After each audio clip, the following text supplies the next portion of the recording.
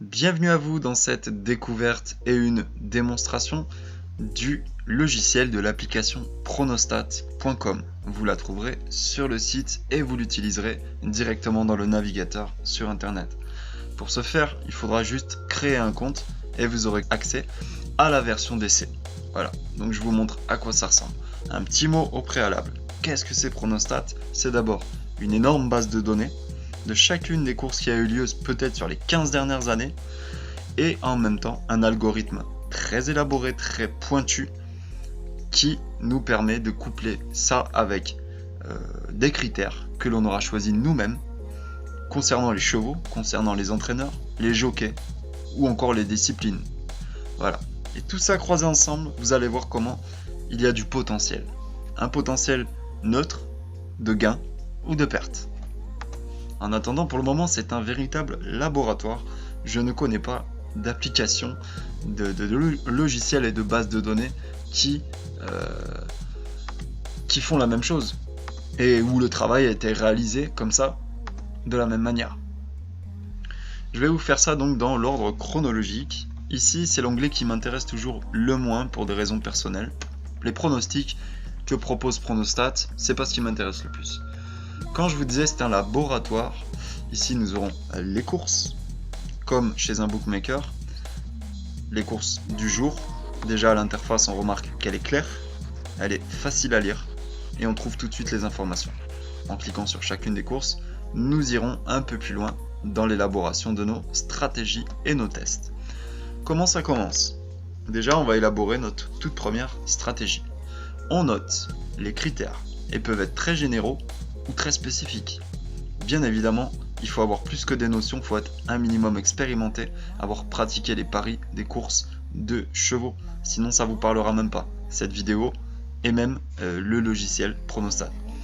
Donc 162 critères. On pourra heureusement les filtrer et là commence l'algorithme. Donc on pourra filtrer ces 162 critères en allant cibler plutôt des disciplines, courses de trot, de plat, d'obstacles, ou encore par rapport au partant, cheval, entraîneur, jockey. Exemple, voyez les critères là-haut, si je vais dans jockey, les critères qui ne concernent que les jockeys, nous n'avons plus que 36, mais il y a encore de quoi faire. Voilà, maintenant pour l'exemple, comment on crée notre première stratégie que l'on ira pouvoir tester et voir si elle est viable. On va simplement aller sur des critères, là je vais complètement au hasard, et on cliquera là, ça va les faire basculer sur la colonne de droite. On est sur le jockey. Admettons maintenant on va aller voir un peu sur le cheval et sélectionner des critères. Carrément sur la ferrure, voilà pour les détails. Quand je disais spécifique, on a des critères très spécifiques. Après, un favori, exemple, jockey, maintenant entraîneur pour dire le souci du détail. À noter, dans la colonne des critères sélectionnés de nos stratégies, on peut en créer plusieurs. L'exemple il est là. J'en ai créé énormément. Et tout utilisateur de Pronostat en aura créé énormément. On mettra le nombre de critères que l'on souhaite, de 1 à 100 si vous voulez. Voilà. Ici je ne suis pas en train de vous dire qu'est-ce qui fonctionne ou pas. C'est pas le but. Ma stratégie est là, je l'enregistre. On lui donnera toujours un titre qui nous évoque quelque chose. Quelque chose à faire, comment l'utiliser. On notera par exemple, ici j'avais 6 critères. Voilà, la stratégie est enregistrée. J'avais pris soin, parce qu'on en crée beaucoup, de noter pour la plupart de mes stratégies combien. Vous voyez à la fin 17C, ça veut dire 17 critères. Ça sert pour la suite. Si on ne veut pas créer nous-mêmes les méthodes, qu'on ne s'y connaît pas suffisamment, allons dans la bibliothèque. On pourra importer des méthodes déjà existantes, élaborées. Pareillement, il faudra faire une lecture. Ici, on a le nombre de partants sur la méthode. Voilà. Ici, on a les critères qui composent la méthode, le nombre de critères. Les performances, ici, c'est l'encadré qui concerne la gagne. On est vers du 20% de gagne. Et ici, l'encadré qui concerne les chevaux simples placés. Donc tout ça, il faut en savoir en faire une lecture et une interprétation. vous avez votre rôle à jouer. Tout va pas être automatique. On est donc sur la première méthode. Comment ça se présente? On a du graphique. J'attire votre attention aussi sur le fait que quand je vous dis que c'est la grosse base de données sur toutes les courses d'aujourd'hui, d'hier surtout, et de demain, regardez la date, cette course-là, la toute première sur laquelle on aurait joué, elle commence en 2007. Ici nous sommes par exemple en 2009, ici nous sommes en 2012, et bien évidemment ici nous sommes en 2021. Ça se présente comme ça, cette courbe bleu foncé, c'est à masse égale, c'est-à-dire si on avait joué 1 euro à chaque fois pendant toutes ces années, excusez-moi, c'était marqué premier pari 2007, dernier pari 2021. Voilà la courbe d'évolution des gains si on avait appliqué strictement cette méthode. Je suis pas en train de vous dire que c'est comme ça qu'on joue et que c'est suffisant. Ici, ce sont pour les chevaux qui auraient été dans les 3 premiers de la course. Maintenant que nous avons nos méthodes, nous pourrons faire des simulations. Ah oui, peut-être ça intéressera ceux qui veulent du détail. C'est ici qu'on pourra, si cette méthode m'intéresse, l'importer dans mes méthodes. Je cliquerai là, je pourrais lui redonner un nom, comme je vous l'ai dit. un nom qui nous parle. Moi, c'est souvent des pourcentages, c'est voilà, un nom qui vous évoque quelque chose. On fera enregistrer et ça passera dans les méthodes. Ce qui m'est apparu, c'est que pour que mes méthodes soient là, il faut faire un backtest. Qu'est-ce que c'est un backtest? C'est une simulation. Est-ce que ma méthode aurait été viable, voire profitable, dans les années, selon une simulation, selon la base de données en fait. De là, j'ai choisi celle-ci. Elle est composée de 15 critères. D'accord? Retenez à peu près ça. J'ai mis toutes les disciplines. Là, on commence à être très pointilleux. Et oui, on doit définir des conditions de course. Les hippodromes, tout type de sol, tout type de course. Là, je mets quelques... en fait, à chaque fois que vous allez changer, filtrer comme ça, par exemple, l'âge des chevaux, mais même comme ça, juste un petit peu, ça va changer la donne de votre simulation. Le nombre de chevaux qui vont être retenus et bien évidemment les courbes de réussite ou non.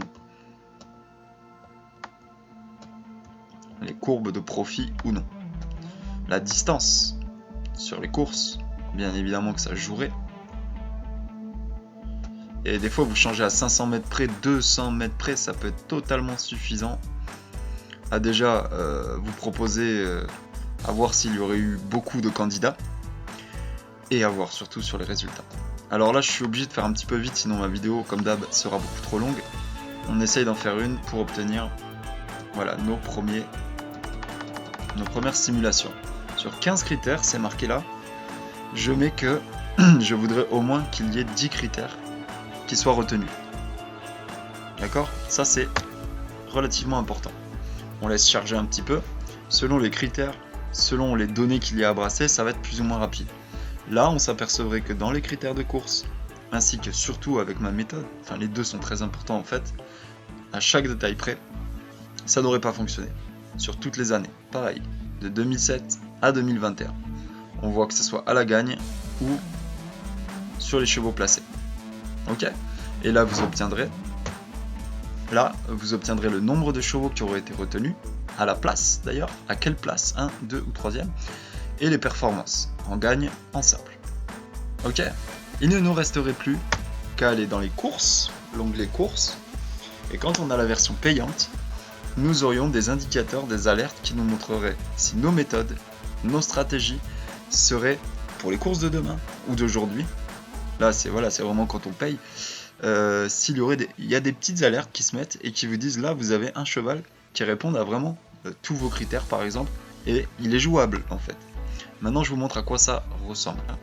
La date du 14, version d'essai, normal. On reprend quelque chose d'à peu près similaire en termes de course pour aujourd'hui. Et là, je vais dans mes méthodes.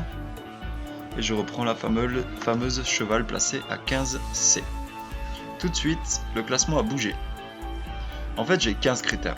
Et ici, on a un score qui s'affiche. Voilà. Sur tous les partants. Je suis toujours pas en train de vous dire que c'est quelque chose de forcément gagnant. on changera de course, vous allez voir, le classement va changer.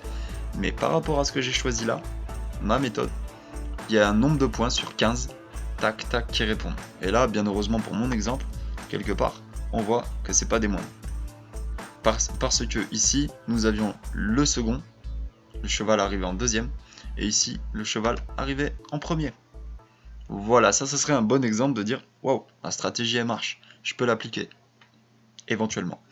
Si on va ici voir un peu plus dans le détail, on a quelque chose de visuel pour savoir sur lesquels de nos critères ont pu être décisifs, ou encore quels critères se répètent à chaque fois que les chevaux sont près de la ligne d'arrivée ou qu'ils la passent dans les premiers.